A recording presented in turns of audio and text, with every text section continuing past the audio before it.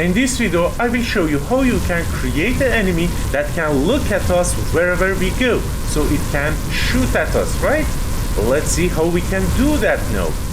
Now that our spaceship can shoot, we need some enemy. So let's see how we can do that. Let's just go to Blueprints, and in here, right click, create a new folder, and I want to call it enemies. And now let's just go inside in here. First I want to create a blueprint class of type of actor, and I want to call it BP enemy base. So this is the parent class that you want to use for all the enemies. Double click on it to open it, and in here open it in full blueprint. If it's not in the components, we want to add some stuff. For example, a box collision. So add the box collision and put it as default scene root. After that, add a sprite or paper sprite for representing our ship. Let's just go to viewport to look at it. I want to go to the left side so it will be easier to work with it. Now we need some sprite for the enemy. Let's just go to content, go to asset, go to textures, go to enemy, and let's just start with sheep. Control A to select everything. After right click on one of them, go to sprite action, create a sprite for all of them. And now you can see we have some sprite for all the ships, right? Hit compile, save. Now we can use it over here. Go down. You can see I want to use a spaceship one sprite. Beautiful.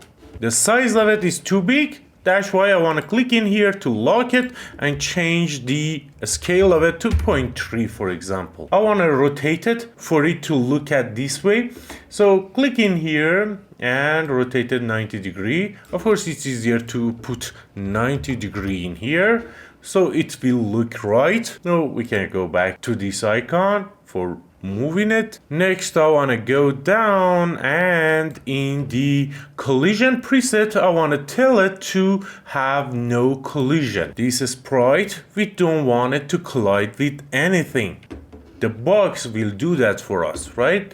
Now we should go to box collision and change its size. Let's go up and change the size of it. Like, I think 16 is good, so let's just put 16. Just change the size this way as well. If you make it bigger, it will be easier game for the player. If you make it smaller, it will be harder game, right? Now let's just hit compile and save. Now that we have our enemy, first enemy, let's just put it in our level. We don't need this anymore. We can just put the blueprint that we create together. So let's just go to blueprint, and in enemies we have BP enemy base. Let's just put it there. The Y of it should be 0, and it's okay. Now if you run, you can see it's working fine and it's not moving right now, and it's okay. Now with this enemy, what I want to do, I want to go to event graph. First we need a reference to our player so we can chase it, right? This enemy, this enemy ship can chase the player and shoot at it, right? So it needs to know the position of our player. So for doing that, I want to add a sequence node in here. With sequence node, we have multiple execution pin on our event begin play, and we can do things in more organized way. For example, in here, I want to say get player pawn, okay? And we can cast to BP player. Now with that, right click in here, promote to variable, and that's it. Now we have access to our BP player, and we can see its location so we can chase it, right? Let compile, save. Now in event tick, we want to chase the player. And how we can do that? First, we want to check if the player is valid or not. So we get the player and we check if he's valid. If it is valid, we can check it with the branch. Of course, there is other ways as well, but This way we can add more stuff to this branch later, and we need those. So if the BP player exists in the world, we wanna chase it. And how we can chase it?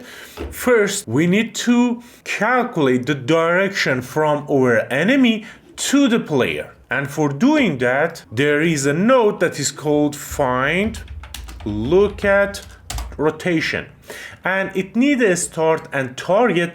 The start is the enemy itself, so we can say get actor location, right?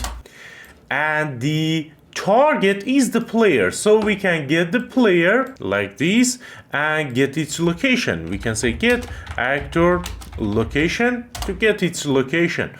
And now this node will give us the rotation that these enemies should have, so it will face the player. And with that, we can set the actor rotation easily, right? Just connect it like this.